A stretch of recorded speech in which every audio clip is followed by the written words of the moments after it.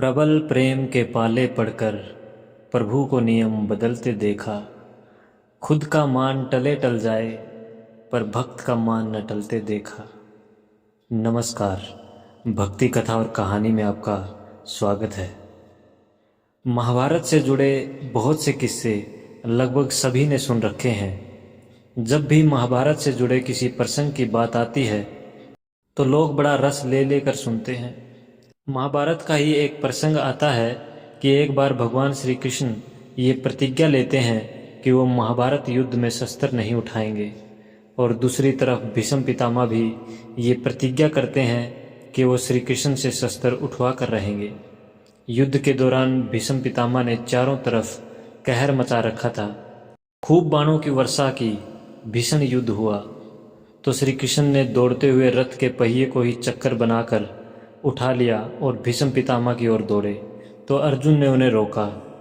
ऐसे हैं भगवान, वो ये नहीं देख रहे कि उन्होंने प्रतिज्ञा ली है शस्त्र नहीं उठाने की, बल्कि वो ये देख रहे हैं कि मेरे भक्त ने प्रतिज्ञा की है मेरे शस्त्र उठवाने की।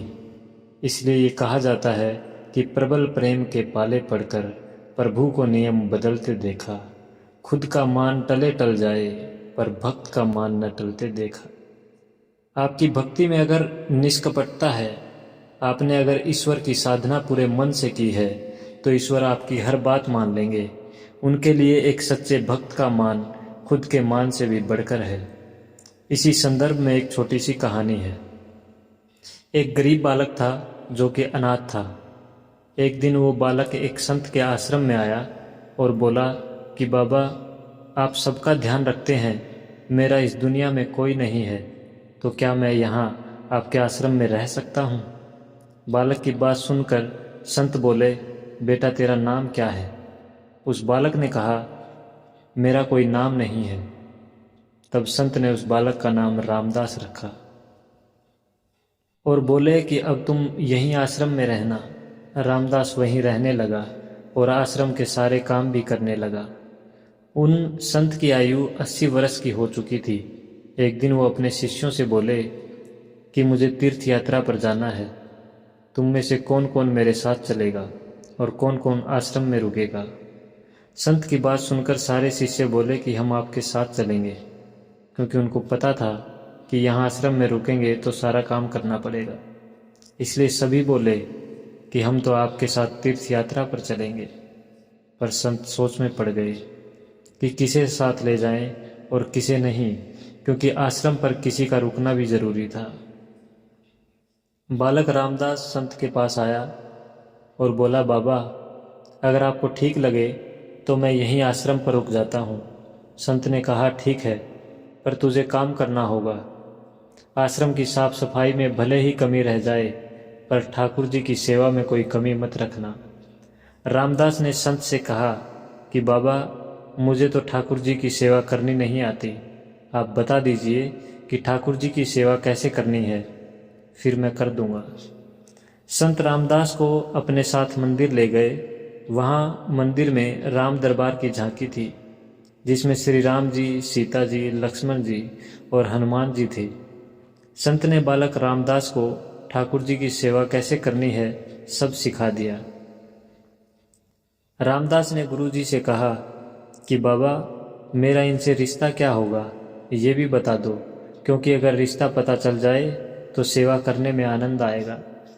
उन संत ने बालक रामदास से कहा कि तुम कहते थे कि मेरा कोई नहीं है, तो आज से ये राम जी और सीता जी तेरे माता पिता हैं। रामदास ने साथ में खड़े लक्ष्मण जी को देखकर कहा, अच्छा बाबा, और ये जो पास में खड़े हैं वो कौन है?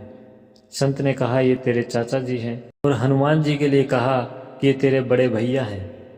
रामदास सब समझ गया और फिर उनकी सेवा करने लगा। संत शिष्यों के साथ यात्रा पर चले गए। आज सेवा का पहला दिन था। रामदास ने सुबह उठकर स्नान किया, भिक्षा मांग कर लाया और फिर भोजन तैयार किया। फिर भगवान को भोग लगाने के लिए मंदिर आया। रामदास ने श्री राम, सीता, लक्ष्मण और हनुमान जी के आगे एक एक थाली रख दी और बोला, अब पहले आप खाओ, फिर मैं भी खाऊंगा। रामदास को लगा कि सच में भगवान बैठकर खाएंगे, पर बहुत देर हो गई, रोटी तो वैसी की वैसी थी। तब बालक रामदास ने सोचा, नया नया रिश्ता बना है तो शर्मा रहे होंगे। रामदास ने पर्दा लगा दिया। बाद में खोल कर देखा, तब भी खाना वैसे का वैसा पड़ा था। अब तो रामदास रोने लगा कि मुझसे सेवा में कोई गलती हो गई, इसलिए खाना नहीं खा रहे हैं, और ये नहीं खाएंगे तो मैं भी नहीं खाऊंगा, और मैं भूख से मर जाऊंगा। इसलिए मैं तो अब पहाड़ से कूद कर ही मर जाऊंगा। रामदास मरने के लिए निकल जाता है। तब भगवान राम जी हनुमान जी को कहते हैं, हनुमान जाओ, उस बालक को लेकर आओ और बालक से कहो कि हम खाना खाने के लिए तैयार हैं। हनुमान जी जाते हैं और रामदास कूदने ही वाला होता है कि हनुमान जी पीछे से पकड़ लेते हैं और बोलते हैं, क्या कर रहे हो? रामदास कहता है, आप कौन? हनुमान जी कहते हैं, मैं तेरा भैया हूँ, इतनी जल्दी भूल गए? रामदास कहता है, अब आए हो इतनी देर से, वहाँ बोल रहा था कि खाना खा लो, तब आए नहीं, अब क्यों आ गए? तब हनुमान जी बोले, पिताश्री का आदेश है, अब हम साथ बैठकर खाना खाएंगे। फिर राम जी, सीता जी, लक्ष्मण जी, हनुमान जी साक्षात बैठकर भोजन करते हैं। इसी तरह रामदास रोज उनकी सेवा करता और भोजन करता। सेवा करते 15 दिन हो गए। एक दिन रामदास ने सोचा कि कोई भी माँ बाप हो, वो घर में काम तो करते ही हैं, पर मेरे माँ बाप तो कोई काम नहीं करते, सारा दिन खाते रहते हैं, मैं ऐसा नहीं चलने दूंगा। रामदास मंदिर जाता है और कहता है, पिताजी कुछ बात करनी है आपसे। राम जी कहते हैं, बोल बेटा, क्या बात है? रामदास कहता है कि अब से मैं अकेले काम नहीं करूँगा, आप सबको भी काम करना पड़ेगा।